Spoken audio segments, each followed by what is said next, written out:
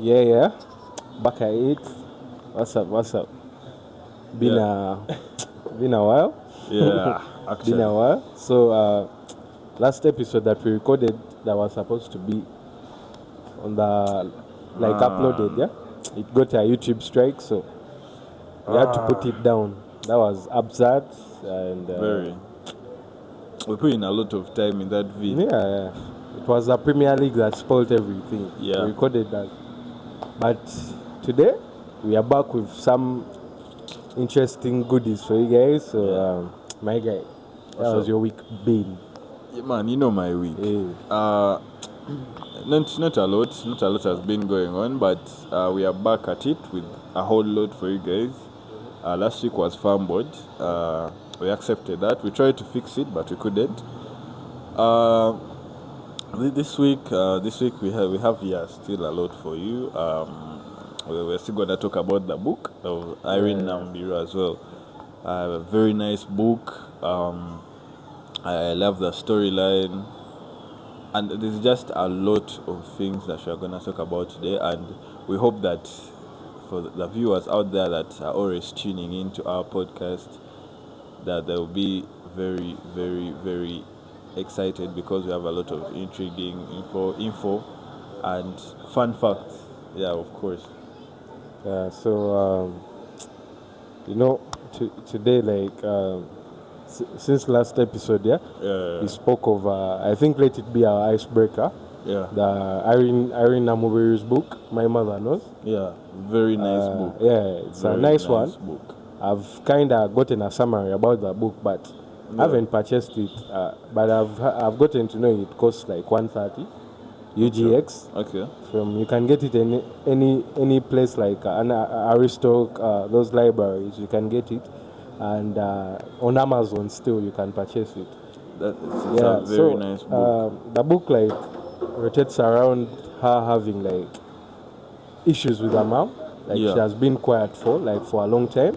Mm-hmm. And it's shaming that she had to write a book about her mom, and she says that, but it has been on her heart for a while.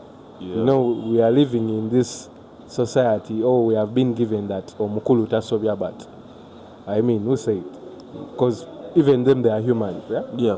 And before you know it, we are not the ones who told them to give back to us. If you kind of dig that. It's literally not my fault. Yeah. But then you have to take accountability, Mm-hmm. Yeah. As a parent, of course. And when you actually see this,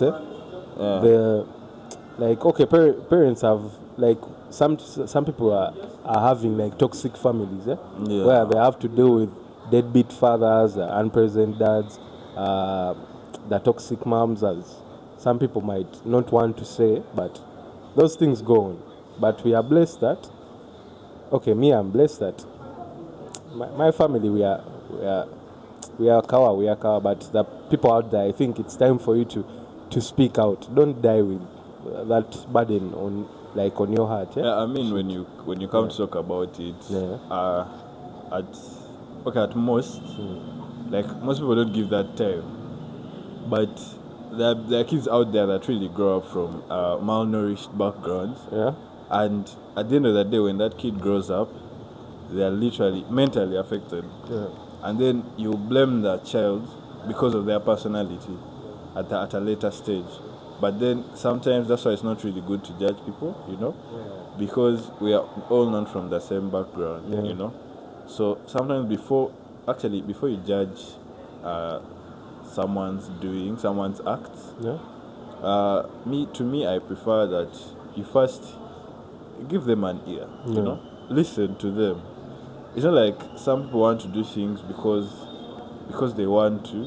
They just do because of circumstance. Yeah. And I believe that a good background can actually help one to become a better person in the future. Because you've seen these families that are really loaded, they are posh, but then the kids are weird. You get? Mm-hmm.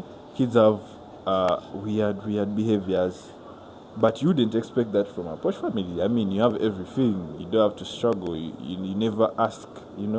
Everything is there. but then you turn out to be this person. There's a story I had for you last time. I know someone. They are loaded, right? But these guys, okay, like they are more of Christians, rich Christians. But then, so I went to their church once, but these kids were like, how they embrace Christ in a way that I've never actually seen. So I actually admire these guys. I was like, good. Me when I go to church, I just, I am calm. But guys praise God in a way that is very, very inspiring and interesting. Yeah. And they have nothing to hide. Yeah. They actually embrace the presence of God. Yeah. So I'm like, okay, these guys are really like, this is so nice. Actually, I was very inspired that day. This guy he danced and sweat on stage. Yeah. Of course, he's going back in a ride. Yeah. So after some time, he goes abroad. His parents, they took him abroad to study from there, and he started staying there. But then they realized that he's doing drugs, right? Yeah. When I heard about this, I was so shocked. I was very, very shocked. In my heart, obviously. Okay. But I didn't judge him.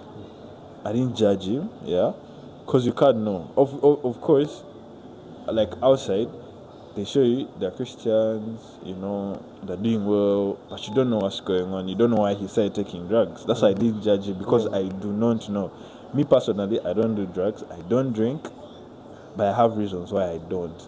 And I have people I look up to that don't do it, and they have inspired me a lot to not actually evolve in not follow the same path. But you don't know why he did it.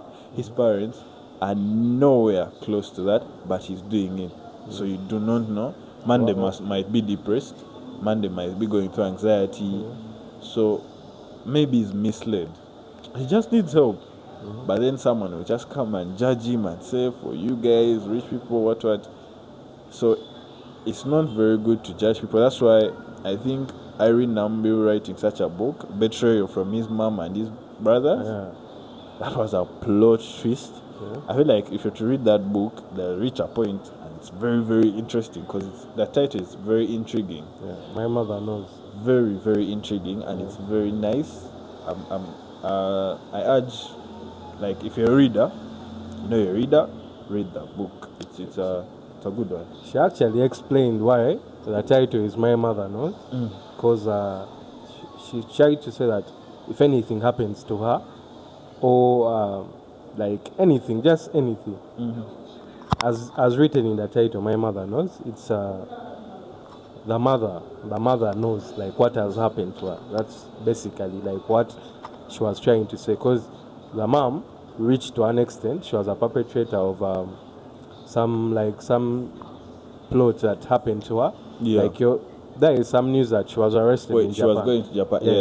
Japan. At the airport. So they happened to get some drugs in her stuff, and before we knew it, she says it's the mom. And I think there is evidence backed where she says she will only release that evidence when she's dead. Like, on her funeral, she will put up that evidence so that people can see how bad the mom used to treat her. And this all, like, sparks from the, as allegedly, it sparks from the relationship she has with her dad. Because the mom, they're no longer in that good, like, relationship with her dad. So, but for her, they connect with her dad. So that's where the whole thing maybe comes from. And and it's absurd. It's absurd. Very absurd. Before you know it, when you look at Irene Namubiru, like, no one knew about that. Of course. She looked a good soul, like, good vocals, good artist, disciplined, I would say. Because I've grown up, like, not listening to her, but I've listened to her. I've grown up, like, listening to some of her songs. Not like her, but she's good, like, very good, and a good soul, I would say. That's all. Actually, I didn't know she was a writer. Anyone can write, by the way. She's not a writer, but anyone can write. I have a feeling she had people to write her book for her. She gave them that story. And she checked through it to, like, clean out all those mistakes. But anyone can write a book. So, as as we have like it's a harsh world, I would say. But so as I was saying, it's a harsh world, very harsh. And before you know it, things happen like in families, but most people like try to cover up, but they be dying like deep down, and it gets too heavy for them, and speak out, seek help, and it's good to actually seek therapy. It's a very good thing, like getting someone to talk to about your problems that is not a family member, it's not a friend, you know. You could have a close friend, but a therapist, is someone that can really. Those guys are professional. They keep it in between you. It's a one-on-one conversation, so they can't leak like. So therapy is a very. I urge most, like, if you're going through something, please don't keep quiet, because at the end of the day, you're getting affected. Man, as I'm saying as well, have you heard of these? Okay, let me ask you a question. If you're somewhere, you're stuck, who'd be the first person you call, like in your contacts? My contacts. I think for that like question, I have like 3 people that I would contact. Me, I want the number one, like the person that gets into your head, and you're like, I need to call this person. It also depends, like what's the problem. Let me make it clear now. Because like, you know, these problems that are really like heavy. Like it could be that there are some issues that I would say they have robbed you. There, it's okay. You can call your parents because they have robbed you, or you can go to the police. But there are these things. You're somewhere. You're out of cash. You need to go home, or you're somewhere. They have arrested you. But you aren't supposed to be there in the first place. Or even these kids, they have arrested you, and it's your fault. So now, I think for that I would call my dad, because your dad. Before we know it, my dad is a problem solver. That's all I can say. So shout out to dad. You first like get all that thingy, like all the thinking of, man, I'm dead.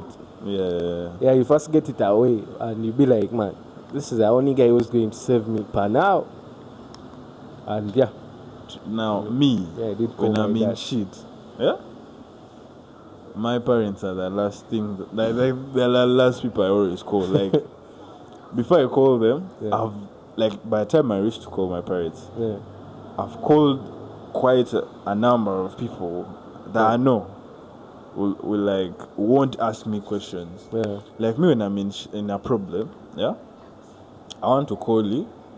I want you to tell me that everything is going to be okay. I don't want to call you and you ask me how, why. Like that shit is not gonna help me. Now that's what parents do. You call them and you're like, I'm here and here, I'm in this and this, it happened like this and this. I wasn't going to ask you how, but I've been telling you.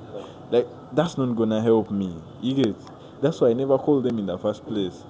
I call them, but I call them like after I've like tried to talk to you. Now I have my best friend. It's a she, and I'll always call her first, because when I call her, she's not going to ask me how, but I keep on telling you, stop doing this and this. I'm not the kind of person that you would find in shit, on trouble. No. Not often. By the time I'm in trouble, I'll always call her first, because I know she won't interrogate me. She'll just tell me everything is gonna be okay. What can I do, or what can we do to help you get out of that certain situation? So me, I've never been the let me call my dad, he'll fix this kid. I've always tried to first help myself out of the situation by calling the people that are close to me but are not familiar. Like, there's a way those people understand you in a way your parents don't. Trust me, like if you're a teenager or if you're in your 20s, your friends know you more than your parents do. That's for facts. Parents, we can show parents what we want them to see. You know, you've gone home, you act all a good kid. I've seen such kids.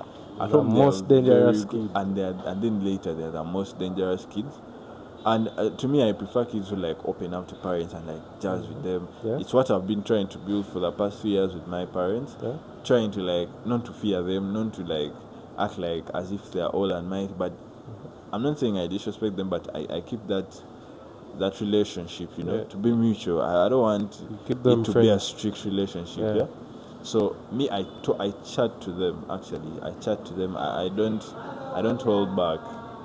But me personally, I wouldn't really call they wouldn't be the first people I would think of.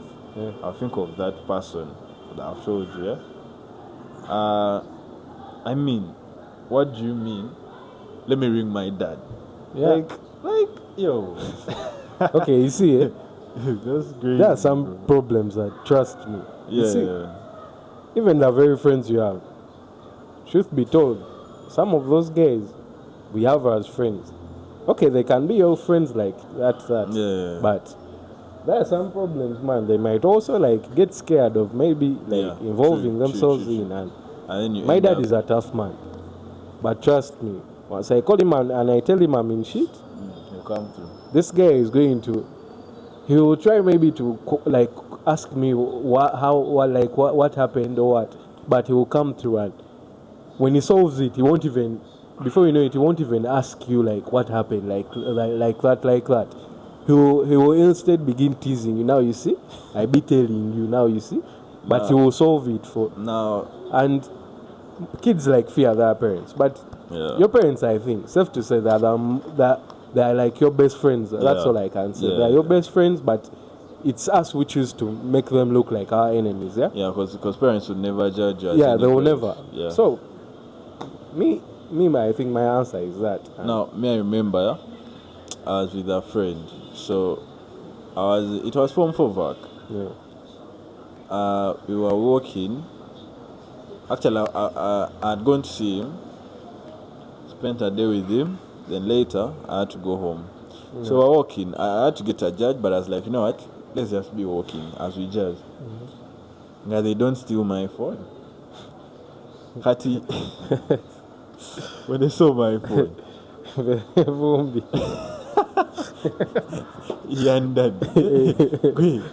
I was mad scared. I was like, bro, I can't call my dad right now. I can't even call my mom. Yeah. I love my mom to earth, but I wouldn't call at that point. I told my friend, you know what? I'm going to call my family right now. I just need that phone. I need that phone. I had to go back with it. Then we got some help from some dudes. They helped us chap, but we failed to get the phone. So it was now 1 in the morning. We were still on the streets. Dangerous streets. 1 a.m., bro. Looking for the phone. My parents are worried, sick. They don't know where I'm at. I've not yet like rang them. I've not yet called anyone. But I'm in deep shit, and I couldn't call my dad. They have stolen my phone. What should I do? Nah. So we try to look. We try to do any possible thing. Like we got some gangsters. They helped us look for the guy. We failed. I went even to ghettos I've never seen before. My shit was crazy for me. I got some long time trauma from that day because I was so scared. And I have this thing of like there's something my heart can't like hold. So my heart pumped that day. I think whenever I see like anything thuggish or gang affiliated, I get so scared because of that effect from that day. So the next morning, I actually slept at my friend's home. I didn't even get home because I had that thing. I cannot call my dad right now. It's not what I need right now. You get. So when I reached home, the guy's mom also complained. But that day, I just didn't want to speak to anyone. I just kept quiet. I slept it off. Then we woke up. Everything was normal. The phone was gone. I just got some money, went home. Just my mom, everything. It was before you know it, everything is back to normal. Everything was back to normal. I didn't get another phone for like some good time. It's a harsh one. And man, guys, stop working at night. Yeah. Just stop it. Stop it. Be very careful. These guys, they serve Irish potatoes. Yeah. Man, them's be threatening us on TikTok, innit? Yeah. But it's crazy, man. It's a harsh world, and so, speaking of walking at night, the girl child. So, this is not a walking in the night story, but man, first wait, I love that book. Yeah. Anyway, So, we are living in a society, yeah, whereby you've seen how girls have been going like crazy of late, yeah. Like you've seen like Snapchat, like those social media platforms, like before you know it, some chick is like moving crazy in some way you're not understanding. You're like, man. Like I don't understand this, but girls have like not like the majority, but the minority of the majority. Yeah. They put a monetary like value on themselves, on their bodies, and before you know it, if like men get to know like you're like this, you have a price, man. Men are willing to pay. They are willing to cash out. For sure. That's all I can say. So, and before you know it, they are going to use you like every different guy. They want to buy you with paper. Yeah, they want to buy you with paper. Before you know it, like you're useless. You're getting So, I mean, let's have a value. Of course, I know like people have their own values. Yeah. And you can have a negative value, but that's your value. Yeah. But let's have like sense of mind, I would say. I don't even know, but let's move like try to like look back where you're coming from, like how your parents raised you.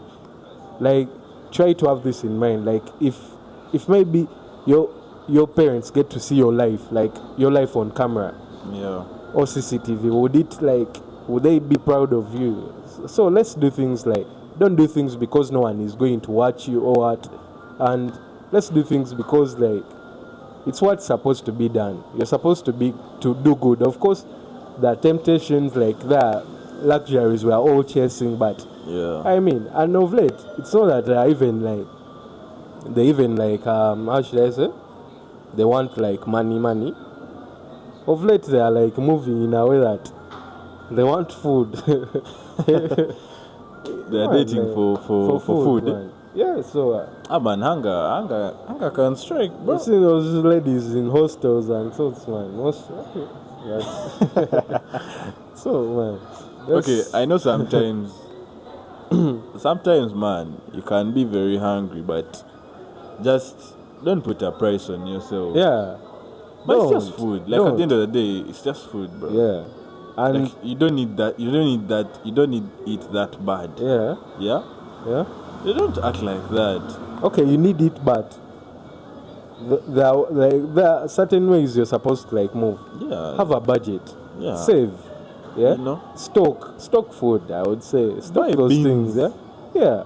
And don't do things because other people are doing those things. You might want to move, like you want to get maybe your breakfast or lunch or whatever meal from CJ's every day, like on a daily, but because you're seeing other people, your friends or your neighbors are doing the same, man. Like, I mean, these things have been there though, so you can have them any day, anytime. Don't begin moving crazy like the way you guys have been doing. See, man, I have my boy that moves, yeah.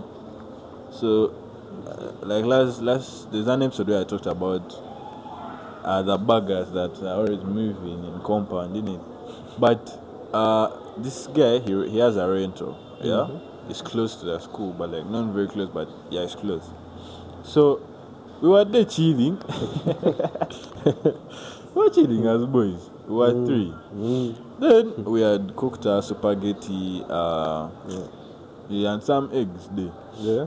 Kati, after eating lunch, we did some, because we had gone to see our boy. Because me, I commute, you know. Yeah. I'd just gone to see my boy, so we cooked for him what he was at uni. So he came back, we were chilling. So he has two neighbors. Yeah. The neighbors are Shades.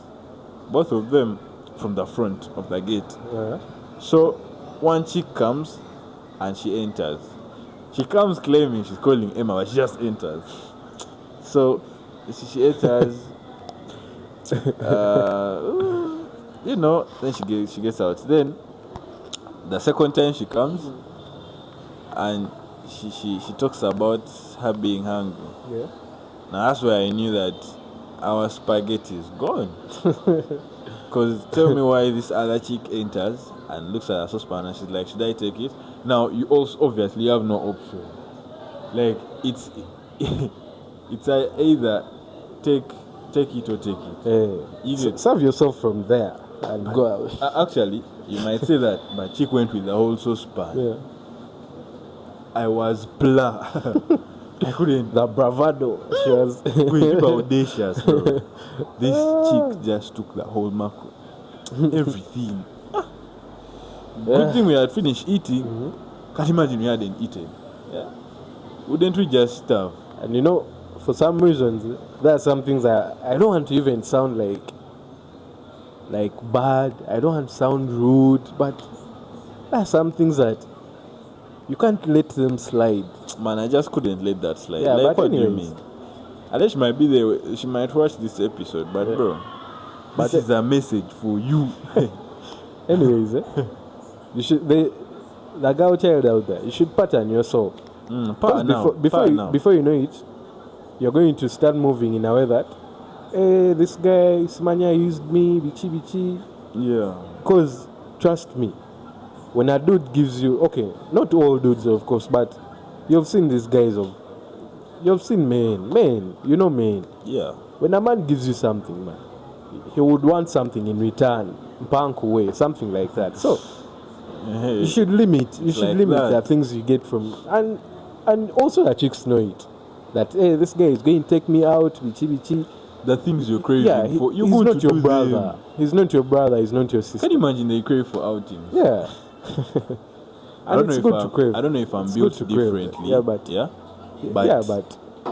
me, I don't really I don't fancy that shit, bro. I don't fancy that shit. Like, there's some people who, I don't know, man. You will have time. Like there's time to do all that. You get? Yeah. You're craving something that you're going to do, like, when you're grown up, You're craving something that's going to cost you a lot, but it's not even very expensive. Yeah, it's not. Something with the chick we saw at thingy, some place where they eat. Like, this chick was seated with some old man. So, for me, I took it as, of course, I'm not trying to say, oh well, that's an investor or what, but me, I took it as that's a dad. I was not trying to judge. Yeah. But my friends I was with, they were already saying, man, that's some investor or type of shit. But me, I was like, man, that's the chick's father, right? Because this guy was aged, very old. Yeah. To an extent of kinda posing as a granny, but he was an old man. And when I saw this guy stand up going to the counter, because at thingy, that entity where we pick food. Yeah. You pay from that place, from the counter, right? You go. It has different islands, I would say. It has the Golden, Mr. Golden. It has Wonder Crush. So you pay. Then they give you a receipt. You go and sit. You go and sit down and wait for the minutes allocated. There is a device that's going to beep to inform you that yeah, it's time, go pick your order. But this guy stood up. Yeah. He stood up and went to the counter, yeah? Mm. Then he's an old guy, mark you. But if this chick was young, me if it was my parent, like my dad, he would send me, right? Yeah. But this guy stood for himself and he went.